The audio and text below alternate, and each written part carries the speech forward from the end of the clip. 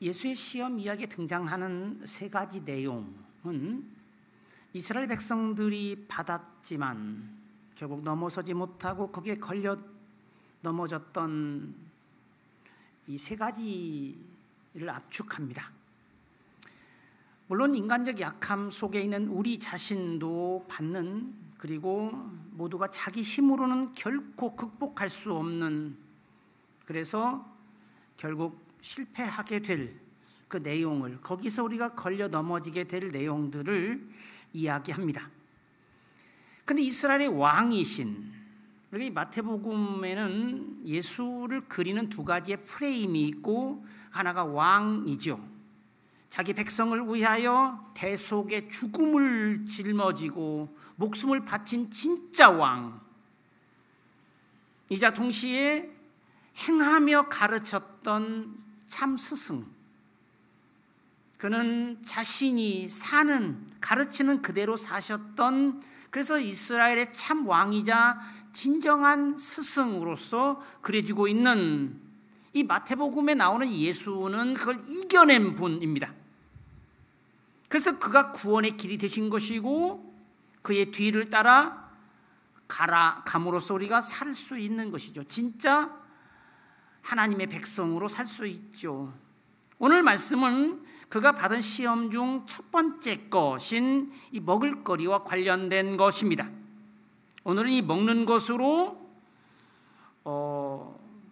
좀 한정해서 말씀을 드릴까 합니다. 무엇을 먹을까 하는 염려와 무엇을 입을까 하는 걱정이 몸을 가진 인간이 살아가는 생물학적인 삶입니다. 인생에 대한 정의는 뭘까요? 성서가 말하는 인생은 뭘 먹고 살지, 어떻게 할지 하는 걱정과 염려 덩어리가 우리 인생입니다. 먹는 것과 입는 것은 목숨과 관련되어 있고 몸과 관련되어 있죠. 먹음으로써 목숨이 유지되고, 또 사람은 옷을 입음으로써 사람의 위엄을 갖게 됩니다. 먹는 것은 육체의 기본적인 필요에 대한 거죠. 두말할 필요가 없고, 옷은 사회적 관계에 대한 거죠. 옷을 입음으로써 비로소 인간은 동물과 구별되고, 옷을 입는 유일한 동물은 사람인데, 그래서 부끄러움과 염치를 아는 존재로서 인간이죠. 선악과를 따먹은 하와가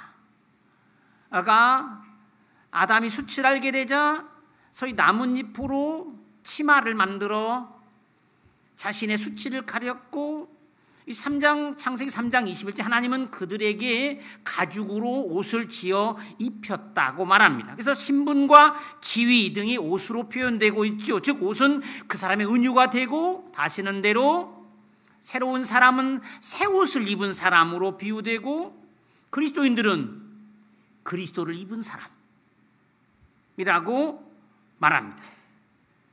사람에게 먹는 것은 가장 직접적인, 그리고 1차적인, 목숨에 제일 크게 영향을 끼치는 근본적 요소죠. 먹지 않고 사는 사람은 아무도 없고, 또 먹지 못하면 힘을 잃습니다. 죽죠? 다 먹고 살자고 하는 짓이다 라고 말하죠. 그렇죠? 먹고 사는 게 인생입니다. 자, 먹으려고 사는가? 살려고 먹는가? 라는 질문은 무의미합니다.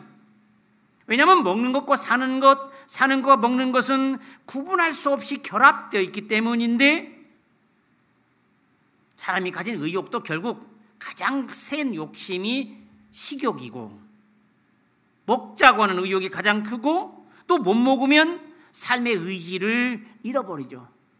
소위 곡기를 끊는다든지 하는 방식 설명되든 인생이 사실 뭐 별거 있습니까? 잘 먹고, 그래 건강하기도 하고 힘도 있고, 그래서 잘 놀고 잘 싸고, 뭐 그 만족한 게 아닐까? 사람은 일하고 잘 먹고 편히 자는 노동자가 아닐까? 전도서 5장 12절에 나오듯이, 그러면 잘 사는 거 아닌가? 물론 먹고 사는 것도 쉬운 일은 아니죠. 그런데 평생 먹고 사는 생활을 열심히 하는 것이 우리 다일까?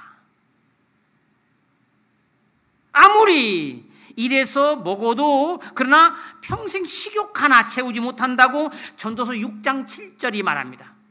먹고 다시 배고프고 지금까지 많이 먹었으면 이제 그만 먹어도 될 것 같은데 우리 한나의 권사님들 얼마나 드셨어요? 그런데 죽어라 먹어도 배 하나를 만족시키지 못하고 있고, 질문은 그러면 이렇게 되겠죠. 그럼 인생은 그것뿐일까? 일해서 먹고 사는 거?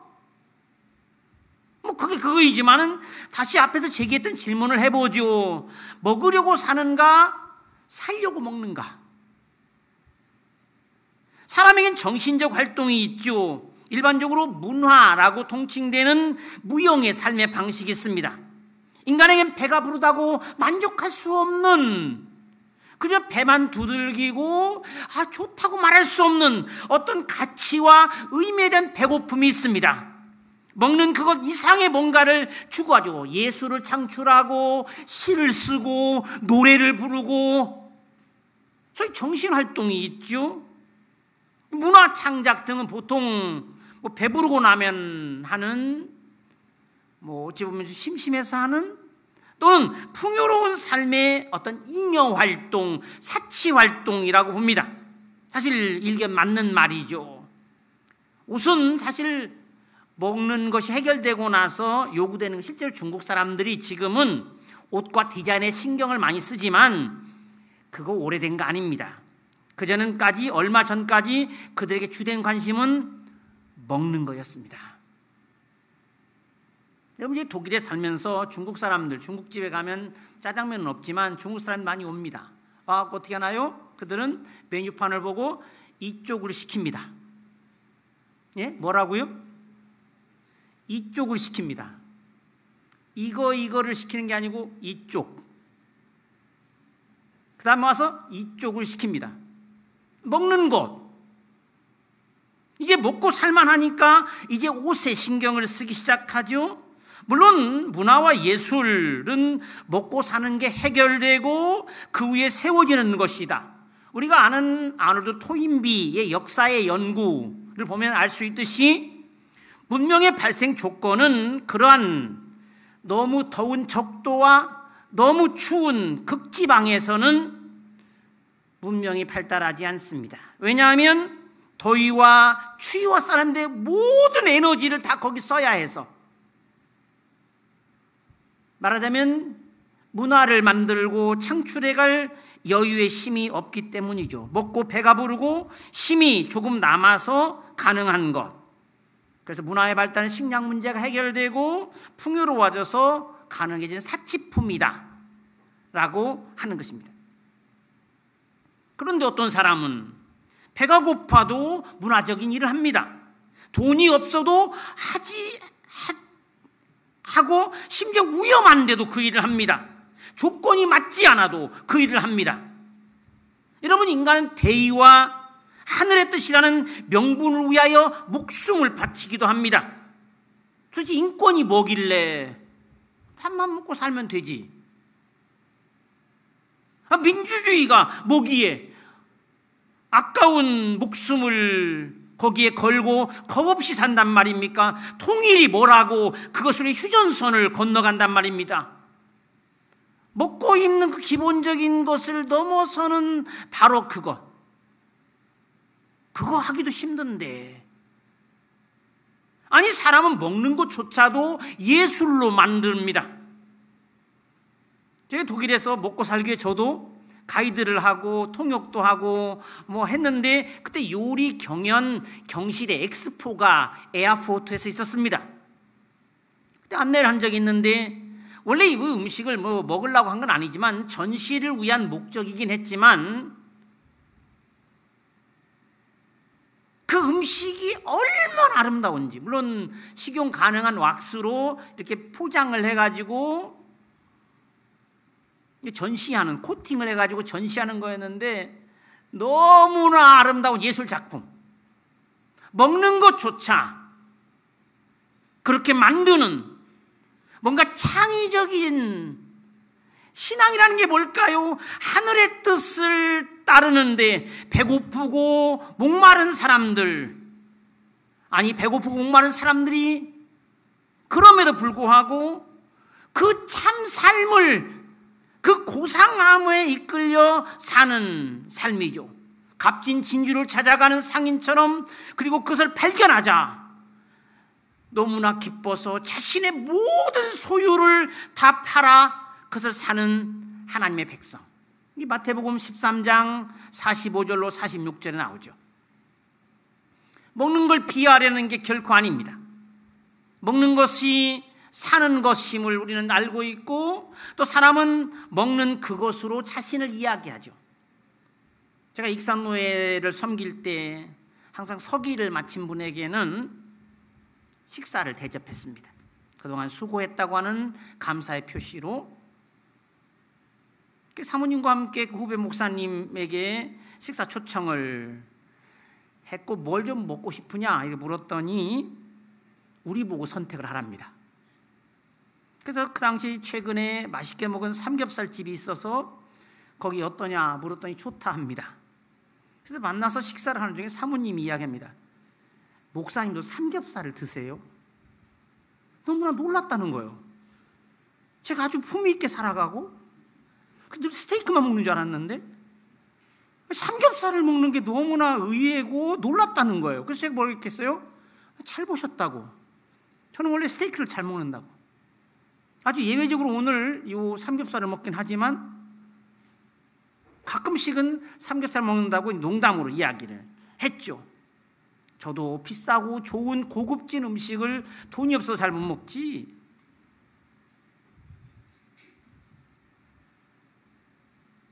저는 음식을 가리지 않습니다. 무엇이든지 맛있게 먹습니다.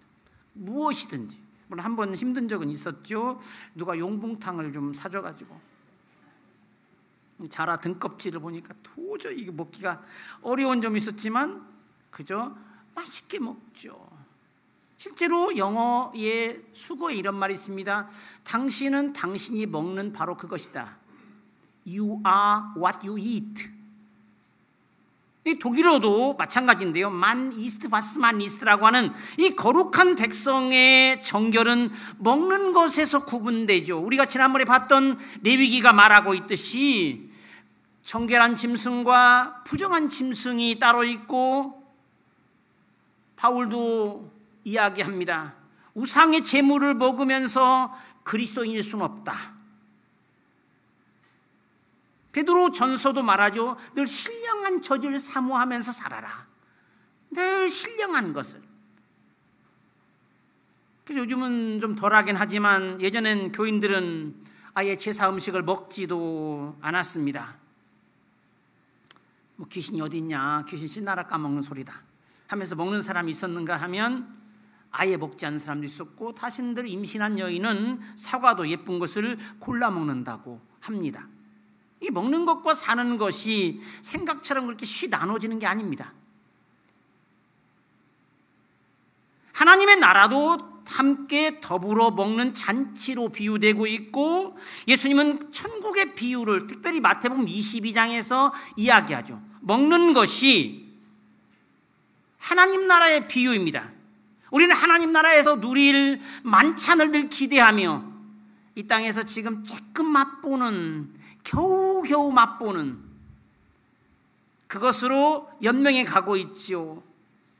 예수님은 그것을 통해서 하나님 나라를 분명하게 하셨고, 때로는 그것 때문에 곤혹을 치렀고 미움을 샀죠. 그렇게 함으로써 소위 제사의 궁극적인 형태인 화목제사의 의미를 통해 잔치로서 하나님의 나라의 현실을 드러냈죠.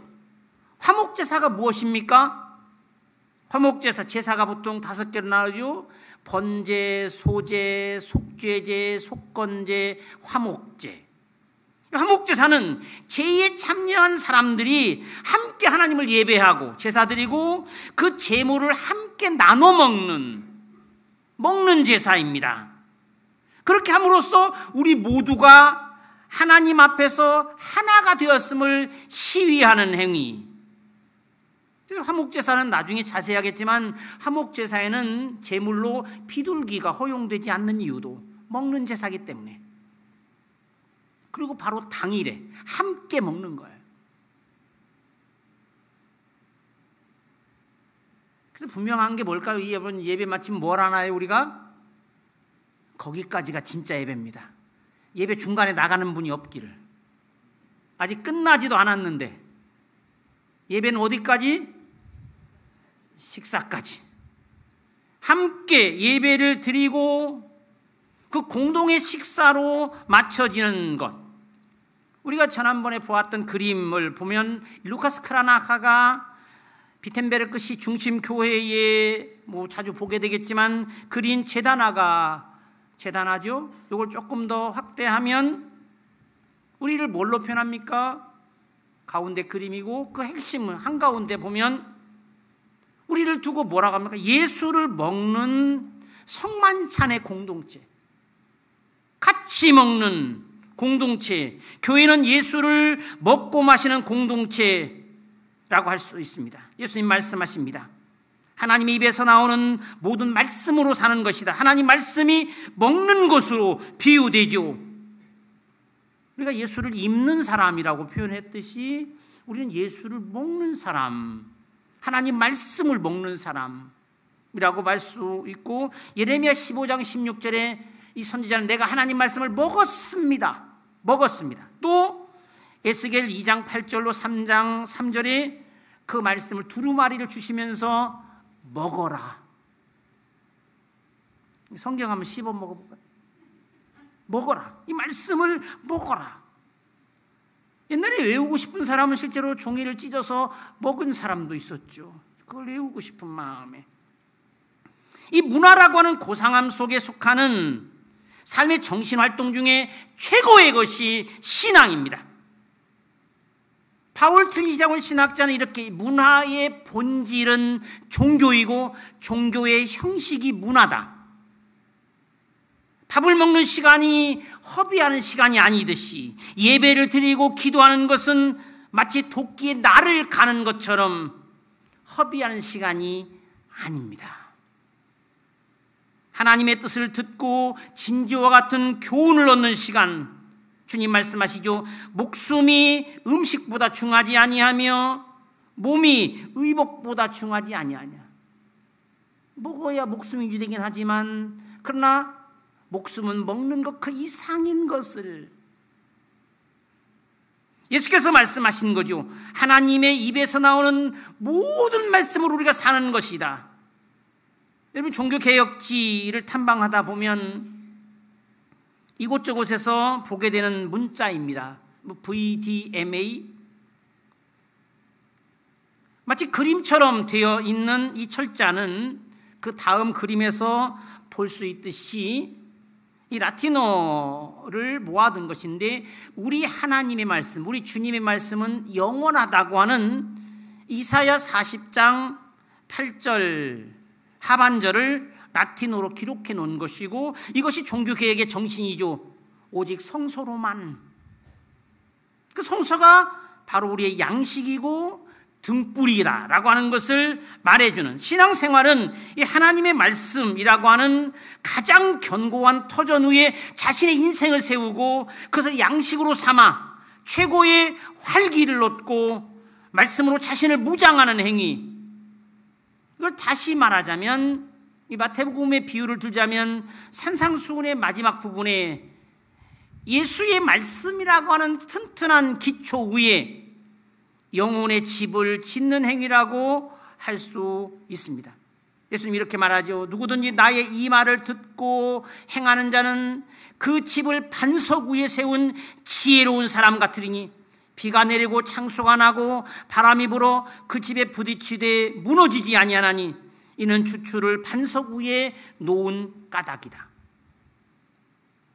거기서 기쁨을 만끽하고 감사하고 거기서 슬픔을 해소하는 장소. 우리나라의 복음은 가난 극복의 힘을 가진 하나님의 능력이었고, 그런데 교회는 2단계에서 머물러 있죠.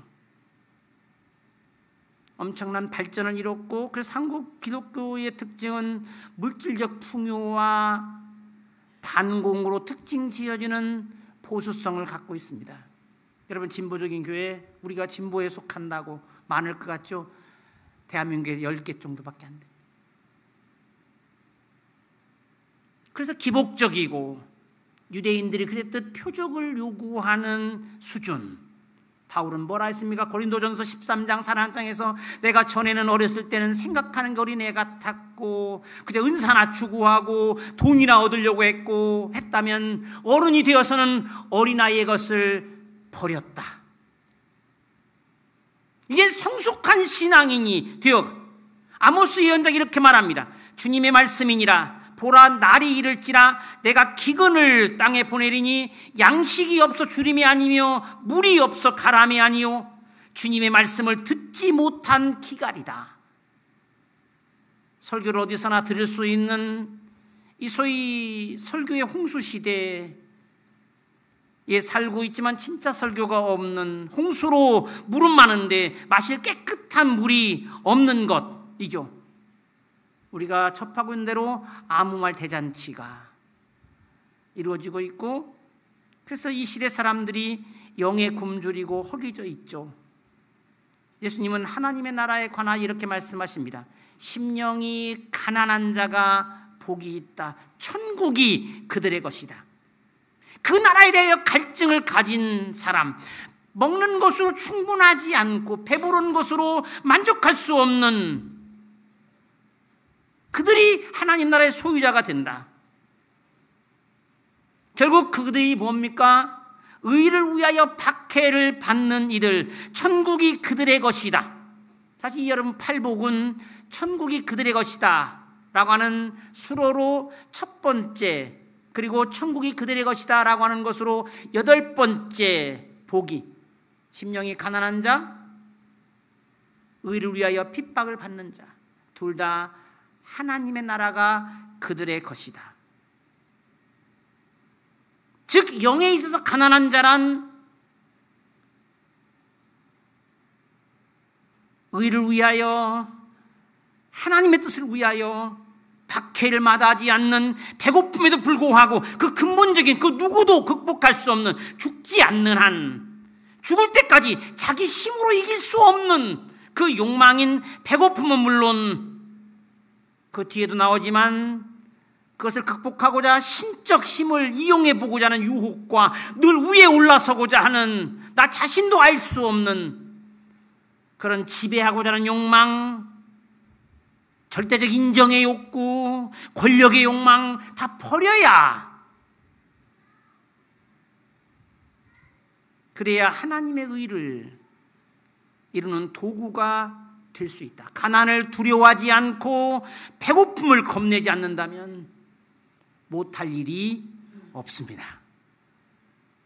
육체만 만족시키고 배부르고 몸을 아름답게 가꾸려 하지 말고 영혼을 위하여 시간을 내고 투자할 수 있기를.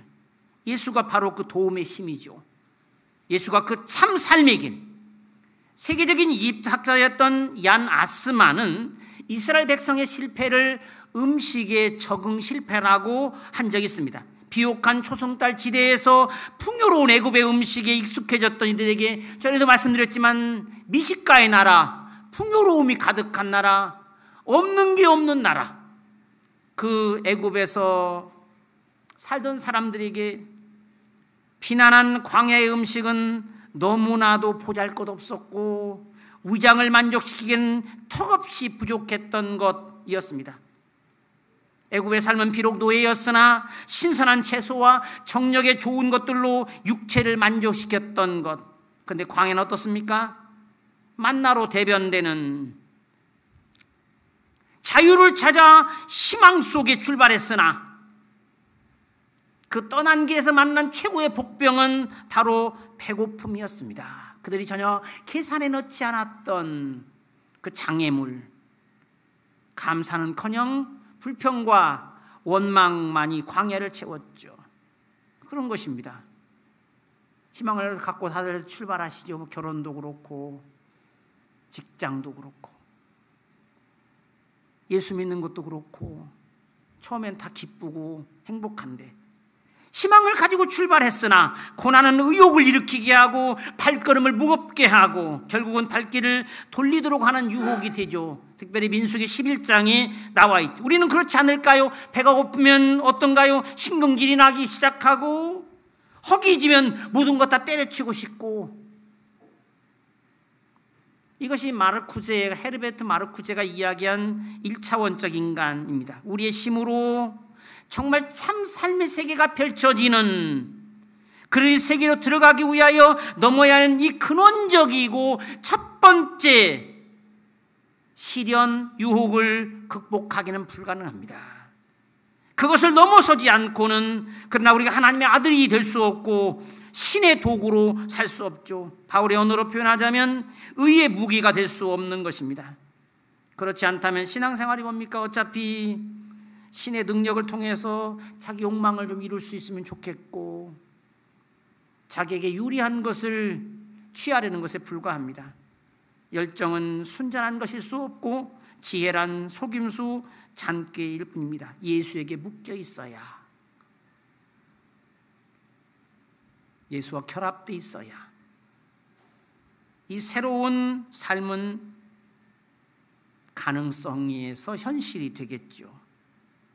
이 말씀이 육신이 되신 예수를 먹어야, 그 예수를 입어야, 그래야 예수의 영으로 그 믿음으로 불가능한 시험을 이겨낼 수 있고 예수의 능력으로 자연이 있는 인간이 결코 이겨낼 수 없는, 극복할 수 없는 유혹과 시련을 이겨내고 그의 인도에 따름으로써 이 첫 번째 가장 근본적이고도 단단한 성벽을 뛰어넘어 참 삶의 세계에 주님의 뜻을 이루는, 그래서 마지막 하나님 나라의 백성, 그 나라의 소유자들이 되기를 주님의 이름으로 축원합니다.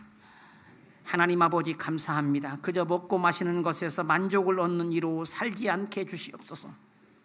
먹을 것을 주시는 주님을 바라보며 필요한 것을 구하며 살지만 먹을 것과 입을 것이 있는 것으로 만족하고 감사하게 하시고 우리에게 필요한 것이 무엇인지를 아시는 주님에 대한 신뢰를 배우게 하시고 주님의 뜻을 추구하게 하시옵소서. 믿음의 연륜이 길어질수록 나의 필요를 넘어 주님의 뜻을 추구하며 주님의 손이 되어 살아가는 의로운 도구로 바뀌어가게 하시옵소서. 우리 주님께 속한 모든 성도들이 사나 죽으나 주님의 사람으로 살도록 우리를 붙들어 주시고 우리가 맞이할 수 있는 모든 종류의 유혹과 시련을 넘어서서 기쁘나 슬프나 행불행 간에 아버지신 주님을 믿고 주님의 아들, 딸로 살아가게 하시옵소서. 우리 구주 예수 그리스도의 이름으로 기도하옵나이다. 아멘.